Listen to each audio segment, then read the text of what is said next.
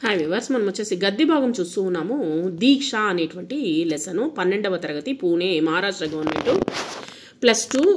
ఇక్కడ వచ్చేసి ఇంటర్మీడియట్ 12వ తరగతి.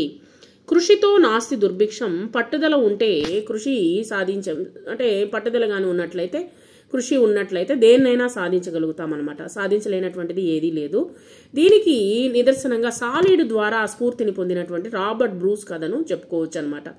ఆయన సాలీడ్ పురుగులు వచ్చేసి మామూలుగా వచ్చేసి బూజు దులుపగా మరలా గూళ్ళు కడుతూనే ఉంటుందన్నమాట. అది తర్వాత స్కాట్లాండ్ రాజు అయినటువంటి రాబర్ట్ బ్రూస్ తన రాజ్యానికి శత్రురాజుల నుండి స్వేచ్ఛను నొసగడానికి అనేక సార్లు దండెత్తి విఫలుడయ్యాడనమాట.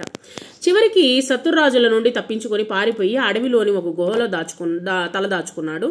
పట్టుదలను కోల్పోయి ఉదాసీనులైనటువంటి అతడు నిర్లిప్తతతో ఉండెను. అంటే ఎలాగా మనము అంటే చాలామంది తగ్గిపోతారనమాట. అంటే మనం ఇంకా విజయాన్ని సాధించలేకపోయామే అనేటువంటిది, మన ప్రయత్నం చేస్తేనే కదా విజయం అనేటువంటిది ఒకటి వస్తుంది, లేదా గెలుపో ఓటమే అనేటువంటిది వస్తుంది. కాబట్టి మనం వచ్చేసి విజయాన్ని సాధించాలి అంటే పట్టుదల ఉండాలి, ప్లస్ వచ్చేసి కృషి అనేటువంటి చేస్తూనే ఉండాలి.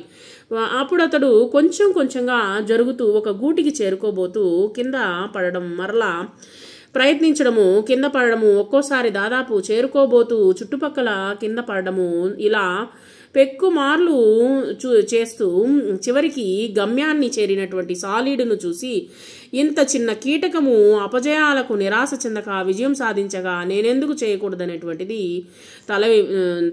అతనికి మెల్లిగా సైన్యాన్ని కూడగట్టుకుని ప్రయత్నించి శత్రురాజులను జయించడం జరిగిందనమాట. సో ఈ విధంగా మనము పట్టుదల, కృషి అనేటువంటిది మనకు ఉన్నట్లయితే ఖచ్చితంగా మనం వచ్చేసి మన యొక్క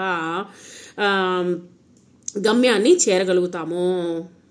సరే, ఈ పాఠంలో మనకి ఏం చెప్తున్నారో చూద్దాము. ఫణి పుట్టినరోజు పార్టీ ఎంతో ఘనంగా జరుగుతూ ఉంది. ఎన్నడూ నాకు ఇది కావాలి అని నోరు తెరిచి అడగినటువంటి పని వారం క్రితం తల్లిదండ్రుల దగ్గరికి వచ్చి, ఈ స్కూల్లో నాది ఆఖరి సంవత్సరము, అందుకని ఈసారి నా స్నేహితులందరికీ పార్టీ ఇద్దామనుకుంటున్నాను అని అడిగినప్పుడు కాదనలేకపోయారనమాట తల్లిదండ్రులు. తర్వాత అంటే మనోహర్ మృదుల దంపతుల సుపుత్రుడు పని అనమాట. విశాఖపట్నంలోని ఒక పేరు మోసినటువంటి స్కూల్లో 10వ తరగతి చదువుతున్నాడు పిల్లవాడు. పని 3వ తరగతి, మామూలుగా వచ్చేసి 10వ తరగతి అయిపోయిన తర్వాత ఆ కాలంలో వచ్చేసి ఇంటర్మీడియట్ చదవాలి అంటే బయట వేరే కాలేజీలకు, వేరే చోటకో, లేకపోతే వేరే హాస్టళ్లకు వెళ్ళవలసి వస్తుంది. కాబట్టి అతను వచ్చేసి నా స్నేహితులకి ఒక పార్టీ ఇవ్వాలని అనుకుంటున్నాను అని చెప్పాడనమాట. సరేనేసి మనోహర్ మృదుల దంపతుల సుపుత్రుడు ఫణి విశాఖపట్నంలోని ఒక పేరు మోసినటువంటి ఒక స్కూల్లో చదువుతూ ఉన్నాడు అనమాట. సరేనేసి పని 3వ తరగతిలో ఉండగా మనోహర్కి బదిలీ అవడంతో విశాఖపట్నానికి మకాం మార్చడం జరిగింది.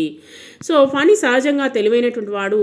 ఏకసంతాగ్రాహి అంటే ఏంటంటే ఎవరైనా లెసన్స్ చెప్పిన వెంటనే గ్రహించేటువంటి శక్తిని ఏమంటారంటే ఒకేసారి, అంటే చాలామంది పిల్లలకు వచ్చేసి ఒక్కసారి చెప్తే అర్థం కాదనమాట. ఒక 3 సార్లు లేకపోతే 4 సార్లు మనం ఎక్స్ప్లెనేషన్ చేస్తే కానీ అర్థం కాదనమాట యొక్క పాఠాలు కావచ్చు. సో కానీ ఈ పిల్లవాడు వచ్చేసి మంచి తెలివిగలిగినటువంటి వాడు. ఏకసంతాగ్రహి, ఒకసారి చెప్తేనే సారు గప్పును పట్టుకునేటువంటి, కర్పూరం మాదిరి పట్టుకునేటువంటి పిల్లవాడు అనమాట. చదువులో చురుకుతనంతో పాటు ప్రపంచ జ్ఞానం కూడా ఎక్కువే.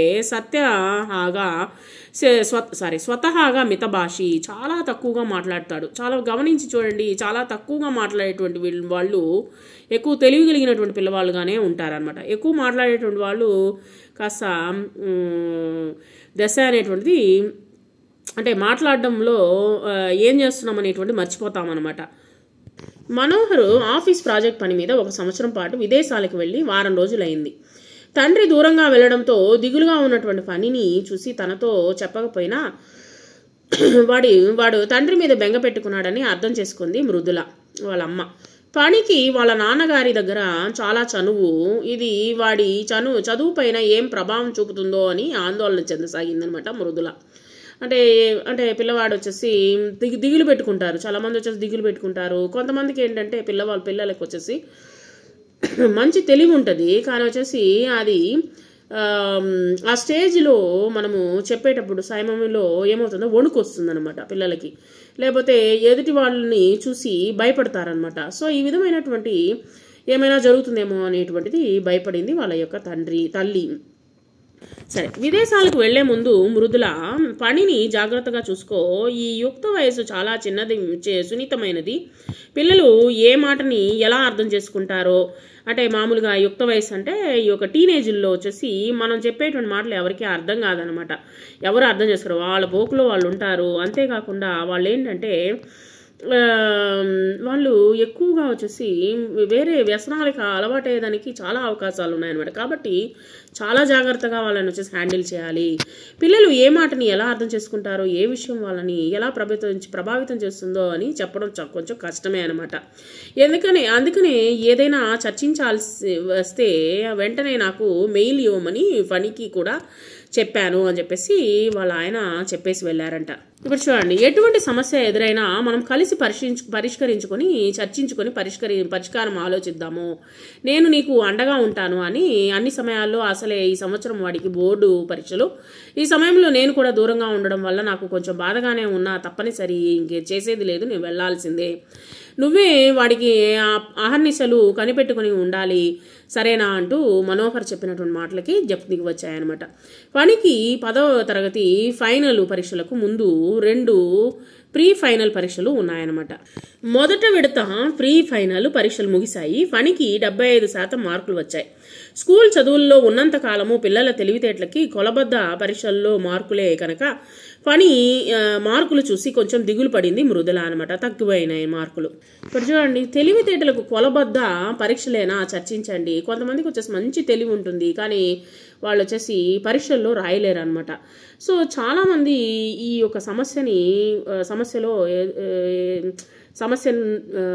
బాధపడుతున్నారనమాట. పిల్లలు వచ్చేసి యుక్త వయసులో ఉన్నటువంటి పిల్లలు వచ్చేసి కొంతమంది వచ్చేసి స్కూల్కే వెళ్ళరు, బడికి వెళ్ళరు. తర్వాత వచ్చేసి వాళ్ళు చెప్పేటువంటి లెసన్స్ మటుకే వింటారు, కానీ వాళ్ళు ఒక్కరోజు కూడా కరెక్ట్గా స్కూల్కి బడికి వచ్చి ఉండరు. కానీ వాళ్ళు ఏంటంటే మంచి తెలివి కలిగిన వాళ్ళుగా ఉంటారు. తర్వాత వచ్చేసి వాళ్ళు టీచర్స్ ఏం చెప్పారో అది మటుకు విని రాసేటువంటి మంచి మంచి మార్కులు తెచ్చుకునేటువంటి పిల్లలు ఉన్నారనమాట. అలాంటి తెలివి కలిగినటువంటి పిల్లలు ఉన్నారు.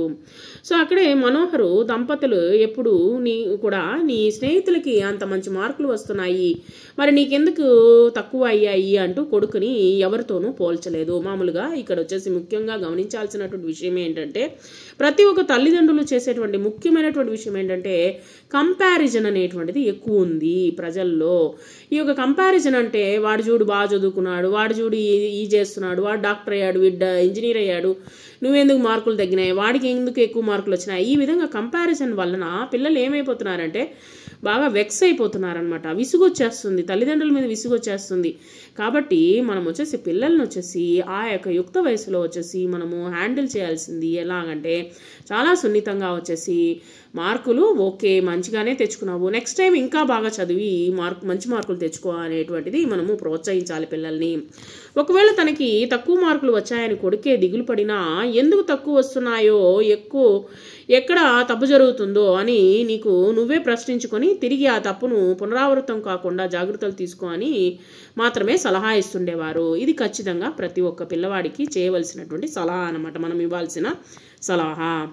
ఒకరోజు మృదుల టీవీ పెట్టుకుని వార్తలు చూస్తుంటే తాను కూడా కూర్చున్నాడు పని.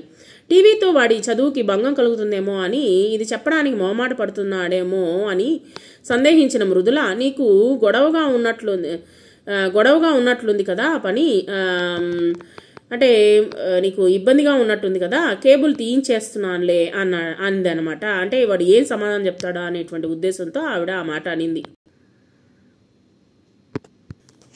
వద్దమ్మా, నాకేమీ గొడవగా అంటే నాకేమి ఇబ్బంది లేదు అని అర్థం అనమాట. నా కోసం నువ్వు ఈ ఒక్క కాలక్షేపాన్ని కూడా మానుకోవద్దు, నేను చూడను, పైగా నాకు కూడా ఎప్పుడైనా చదువులోంచి విరామం కావాలంటే వచ్చి కూర్చొని కాసేపు కాలక్షేపం కోసము చూడడానికి ఉంటుంది అన్నాడు తల్లితో.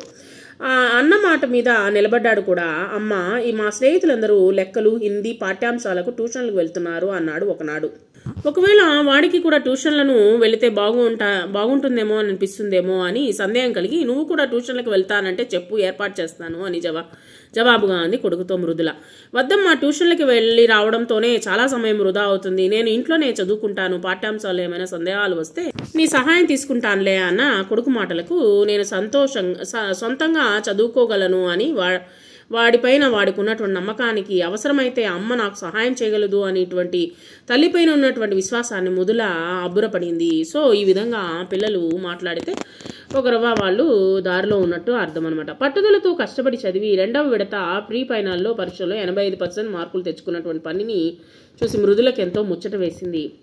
సరే, బోర్డు పరీక్షలు ఇంకో 15 రోజుల్లోకి వస్తాయి. ఒకరోజు పొద్దున్నే లేచి చూసినటువంటి మృదులకి పని స్కేలు పెన్సిల్ ఉపయోగించి లైన్లు గీస్తూ ఒక తెల్ల కాగితంపై ఏకాగ్రతతో ఏదో రాస్తుండడం గమనించింది. ఏమిటో అనుకుంది, కానీ వాడిని అడగలేదు. తర్వాత చూస్తే అది రాబోయే బోర్డు పరీక్షలకి ఏ రోజు ఏ సమయాన్ని ఏ సబ్జెక్టు చదవాలి అనేటువంటి విషయంపై తయారు చేస్తున్నటువంటి టైం టేబుల్ అనమాట. సో నీ విద్యకు మరియు అభిరుచులకు సమయాన్ని ఎలా ప్రణాళిక వేసుకుంటావు అనేటువంటిది కూడా మీరు చర్చించవచ్చు. అది తన గదిలో మంచం ఎదురుగా ఉన్నటువంటి అల్మారపై అతికించి ఆ రోజు నుంచి దాని ఎదురుగా మఠం వేసుకొని కూర్చొని అనుకున్న ప్రకారం చదువు మొదలుపెట్టాడు. కొడుకు బోర్డు పరీక్షలకి చదువుతున్నటువంటి పద్ధతి చూసేవాడు ఏదో మహత్కార్యానికి దీక్ష పూదినట్టుగా అనిపించింది మృదులకి. అలా ఆనాడు పట్టినటువంటి దీక్షని చివరి బోర్డు పరీక్ష నాడు విరమించాడనమాట పని. ఆ సంవత్సరం బోర్డు పరీక్షలో 95% మార్కులు అనేటువంటి తెచ్చుకొని స్కూల్లోనే మొదటి స్థానాన్ని నిలిచాడనమాట. స్కూలు వార్షికోత్సవం సందర్భంగా జరిగినటువంటి బహుమతి ప్రధానోత్సవంలో ఒక ఆధ్యాత్మిక గురువు చేతుల మీదుగా అవార్డు కూడా అందుకున్నాడు పని. తండ్రి మీద బెంగపని చదువుపై ఎలాంటి ప్రభావం చూపిస్తుందో అని మృదుల కలవరపడుతున్నటువంటి తరుణంలో ఆమె ఆలోచనలను తారుమారు చేస్తూ పట్టుదలగా దీక్షతో చదివి విజయం సాధించాడనమాట. ఈ విధంగా నిశ్చయించుకుంటే ఎటువంటి కృషితరమైనటువంటి పరిస్థితులను కూడా వచ్చేసి కష్టాలున్నా సరే ఎన్నైనా సరే అధిగమించి విజయం అనేటువంటిది సాధించగలను అని నిరూపించినటువంటి కొడుకును చూస్తే ఎంతో ఆనందంగా గర్వంగా అనిపించింది మృదులకి. సో ఈ విధంగా మనము పద్ధతి ప్రకారంగా పిల్లలకు వచ్చేసి మనం నేర్పించేటువంటిది ఏంటి అనేటువంటిది గుర్తించి తల్లిదండ్రులు కానీ ప్రవర్తించినట్లయితే ఆ బిడ్డ వచ్చేసి మనకు మంచి పేరు ప్రతిష్టలు అనేటువంటిది తీసుకుని వస్తుంది. సరే, ఈ యొక్క గద్య భాగాన్ని రచించింది రచయిత్రి పరిచయము శ్రీమతి దినవహి సత్యవతి గారు. ఆంధ్రప్రదేశ్లోని గుడివాడలో 13/7/1963న PVNK శర్మ సీతా మహాలక్ష్మి దంపతులకు జన్మించారు. వివాహమైన తర్వాత భర్త గారి ఉద్యోగ రీత్యా చెన్నైలో స్థిరపడ్డారు ఈవిడ. వీరు అనేక కథలు, కవితలు, వ్యాసములు, పద ప్రహేళికలు మొదలైనటువంటివి రచించారనమాట. జన జాగృతి సాహితీ సమాఖ్య పలాస వారు నిర్వహించిన జాతీయ స్థాయి 2016 కవిత పోటీల్లో కూడా ఉత్తమ కవితా పురస్కారం అనేటువంటిది అందుకున్నారనమాట ఈవిడ. వీరు రచించినటువంటి చైతన్య దీపికలు నుండి ప్రస్తుత పాఠ్యభాగం అనేటువంటిది గ్రహించబడింది. పిల్లలు వచ్చేసి ఏ విధంగా మోటివేషనల్ అనేటువంటిది మనకు పిల్లలకు ఏ విధంగా కల్పించాలి అనేటువంటిది ఈ యొక్క పాఠం ద్వారా ఆవిడ మనకు చెప్పదలుచుకున్నారు. సరే, మీనింగ్స్ చూద్దాం. చూడండి, ఏక సంతాగ్రాహి అంటే ఒకసారి విని గుర్తించుకునేటువంటి వ్యక్తిని ఏమంటారంటే ఏక సంతాగ్రాహి అంటారు. మిత భాష అంటే తక్కువగా మాట్లాడేటువంటి వారు. అపర్నిశలు అంటే పగలు రాత్రులు చదవడం అనమాట. జ్ఞప్తి అంటే జ్ఞాపకము. పునరావృతము అంటే గతంలో జరిగినట్టు సంఘటనల్ని మళ్ళీ జరగడం అనమాట. తర్వాత వచ్చేసి మహత్కార్యము, గొప్ప పని. అధిగమించడం అంటే దాన్ని దాటేయడం అనమాట. Thank you very much.